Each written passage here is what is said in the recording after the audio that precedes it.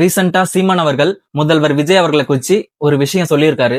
அது என்னன்னு நீங்களே பாருங்க ஃப்ரெண்ட்ஸ். நடிகனுக்கும் தலைவனுக்கும் வித்தியாசம் தருதல கூட்டமே. அவர் என்ன சொல்லியிருக்காருன்னு பாத்தீங்களா? நடிகருக்கும் தலைவனுக்கும் வித்தியாசம் தெரியாத மக்கள் அப்படின்னு சொல்லியிருக்காரு. விஜய் அவர்கள் ஒரு நடிகர் தான். அது எப்பன்னா அரசியலுக்கு முன்னாடி. ஆனா அரசியலுக்கு அப்புறமா அவர் முழுமையா அரசியல்ல ஈடுபட்டு இருக்காரு. தனது சினிமா துறையை விட்டுட்டு வந்திருக்காரு அவரு. இப்ப அவர் நடிக்கிறது இல்ல. ஓகே, இப்ப இவரை பத்தி ஒரு நடிகன் அப்படின்னு சொன்ன அந்த சீமான் அவர்களை குறிச்சு நம்ம பார்க்கலாம் வாங்க.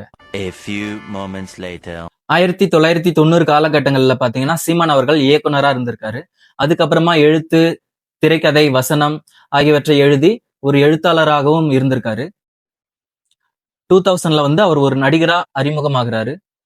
இப்படி சீமான் அவர்கள் நிறைய படங்களை எழுதியிருக்காரு, நிறைய படங்களை இயக்கி இருக்காரு, நிறைய படங்கள்ல நடிச்சிருக்காரு. ஓகே, சீமான் அவர்கள் இயக்கின படத்தை பத்தி இப்ப நம்ம பார்க்கலாம். சீமான் அவர்கள் 5 திரைப்படங்களை இயக்கி இருக்காரு. 1996ல பாஞ்சாலங்குறிச்சி அப்படிங்கிற படத்தை இயக்கியிருக்காரு. 1998ல இனியவளே அப்படிங்கிற படத்தை இயக்கியிருக்காரு. 2000ல வீரநடை அப்படிங்கிற படத்தை இயக்கியிருக்காரு. 2006ல தம்பி அப்படிங்கிற படத்தை இயக்கியிருக்காரு. 2008ல வாழ்த்துக்கள் அப்படிங்கிற படத்தை இயக்கியிருக்காரு. சீமான் அவர்கள் 1994ல ராசா மகன் அப்படின்ற படத்துக்கும், 1995ல பசும்பொன் அப்படின்ற படத்துக்கும், 2000ல வீரநடை அப்படின்ற படத்துக்கும், 2006ல தம்பி அப்படின்ற படத்துக்கும், 2007ல எவனோ ஒருவன் அப்படின்ற படத்துக்கும், 2008ல வாழ்த்துக்கள் அப்படின்ற படத்துக்கும் கதை, திரைக்கதை, வசனம் ஆகியவற்றில் பங்கெடுத்திருக்காரு. சீமான் அவர்கள் நடிகராக நடித்த படங்களை பத்தி பார்க்கலாம். ஒரு 20 படங்கள்ல அவர் நடிச்சிருக்காரு. 1994ல அமைதிப்படை, புதிய மன்னர்கள் அப்படிங்கிற 2 படத்துல நடிச்சிருக்காரு.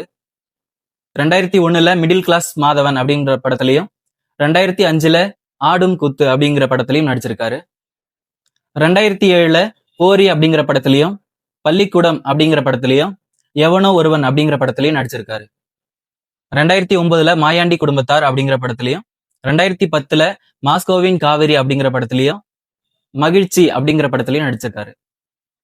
2011ல சட்டப்படி குற்றம் அப்படிங்கிற படத்திலையும், உச்சிதனை முகர்ந்தால் அப்படிங்கிற படத்திலையும் நடிச்சிருக்காரு.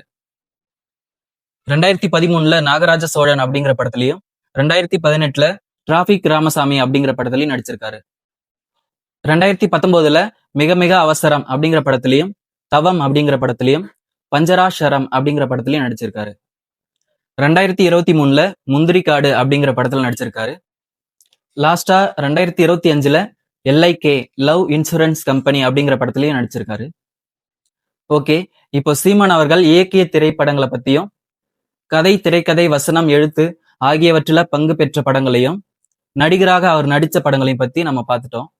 இப்படிப்பட்ட இவர் மத்தவங்களை நடிகன் அப்படின்னு சொல்லலாமா? இப்ப சொல்லுங்க, இவர் ஒரு நடிகரா இல்ல தியாகியா இல்ல போராட்ட வீரரா? நீங்களே கமெண்ட்ல சொல்லுங்க ஃப்ரெண்ட்ஸ்.